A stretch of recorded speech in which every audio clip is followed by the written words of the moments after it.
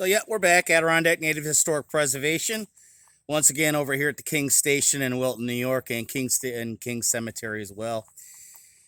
A little bit of history on this. Actually, goes back to the time of Champlain, and John C. Davendorf wrote sometime in the late 1800s about Champlain's inward road march over the United Country, which was key to the Mohawk Valley and west of the Oneida boundary being then at Little Falls. From the hills which he climbed with some of the Iroquois Hurons, all the United Lake can be seen from the position which Champlain was viewing it from, including the Mohawk Valley stretched eastward. He stood in a shallow pond near Almost Dry, where a strong fort extended into the water, and seen remaining some corn pits that are around. The original Oneida stone and village were 5 miles southwest, but a great boulder was there as well, about 15 feet long, which still at that time still laid near the center of the large fort, the oldest known existing of many Oneida stones in that era. The fort that was on this location in 1615 defended the valley from invasions from the west, and the Huron host that were driving them back. The land route led from Lake Ontario across the Oneida River and the Chittenango, Chittenango Creek, and up the steep hillside to Nichols Pond. Champlain marched over the Forest Trail. 2 trails led north of the Champlain Valley into the Mohawk Valley. One started in Ticonderoga, passed through Lake George, through the country, passing the Hudson, not far west from Glens Falls, modern-day Glens Falls. Then to the town of Moreau, then Wilton, turning west through the pass south of Mount Mcgregor at Sitley's Tavern, S-T-I-L-E Tavern, near Lake Desolation. And then southwest to Galloway, and then on to the Mohawk Valley, little west of Amsterdam. This was called the Kayandasis Trail, or Kayaderossesseras Trail. The other started in Whitehall, New York, about 40 minutes north of here, and led to Fort Edward, down the Hudson, to Schuylerville, up Fish Creek, to Saratoga Lake, and then to the Kansas River, and somewhere along that line, Morning Kill, and carried to the Boston Spa Lake, over to the EEL Creek, down the Mohawk River. This part of the region, or part of the river, was called and trail was called the Mohawk. It was called the Saratoga Trail. In 1693, there was a 72-hour battle here, and the woodland interconnections between British soldiers and Peter Schuyler and a group of French and Indians. The battle happened close to Stiles Corners, Stiles. Neither side could claim victory, but the skirmish was known as the Battle of Wilton. This site is noted for its historic marker on the corner of Parkhurst Road and Galler Road. 71 years later, in 1764, the Brisbin brothers, William and Samuel Brisbin, Brisbin, built a sawmill near here on the Snook-Kill River, Snook River, which flows down the Palmerton Town Mountains in the northwest section of Wilton. Emerson Corners was named for Bradstreet Emerson, who owned a tavern in 1790 that was the first seat of government in Wilton.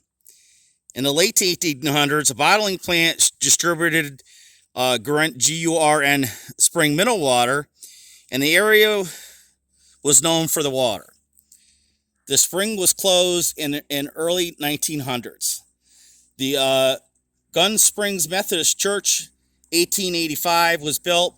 The South Wilton Church and the Wiltonville Church of 1871, at this time, late 1800s, still existed, but was no longer operational. The combined congregation now occupy the Trinity Methodist Church on Ballard Road. The Mcgregor brothers, known for Mount Mcgregor, Hotel Balmoral, Balmoral,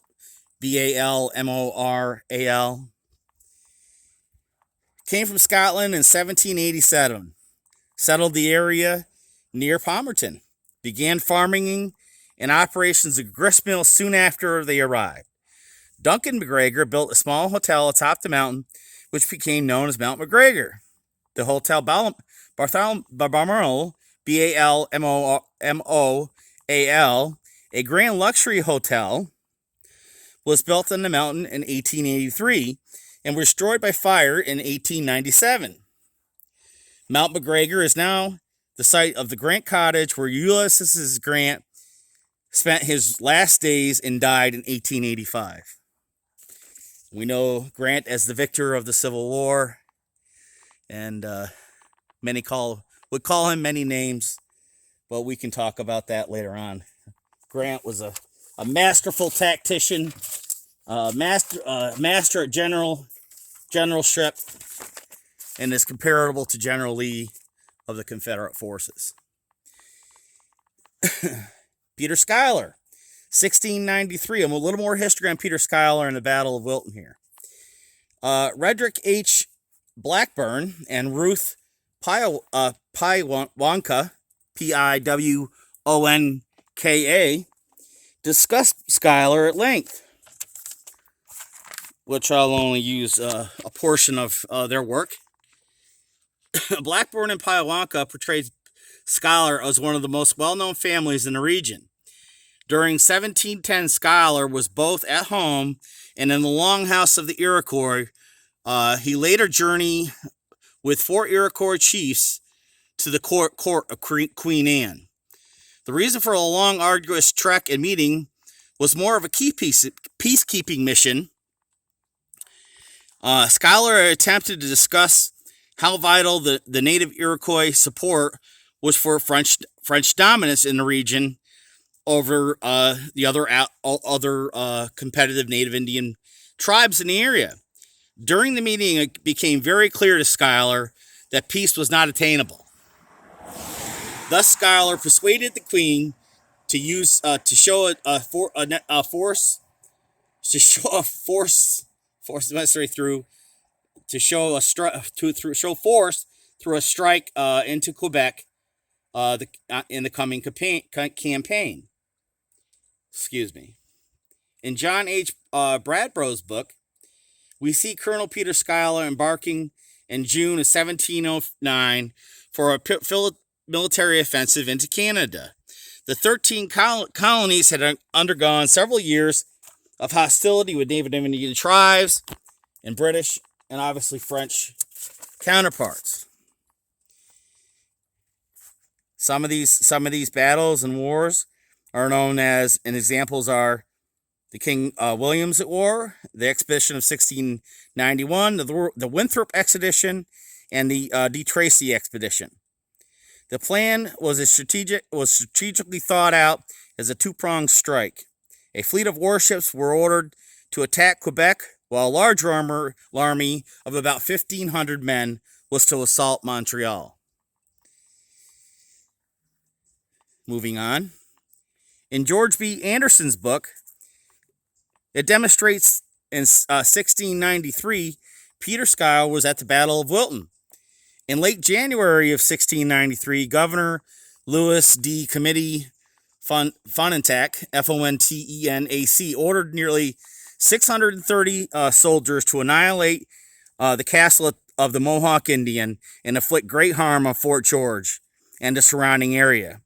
After dark on February 16th, a group entered the section of Saratoga and embarked on the people of the Mohawk villages that were surrounding in the area, murdering several and imprisoning the rest.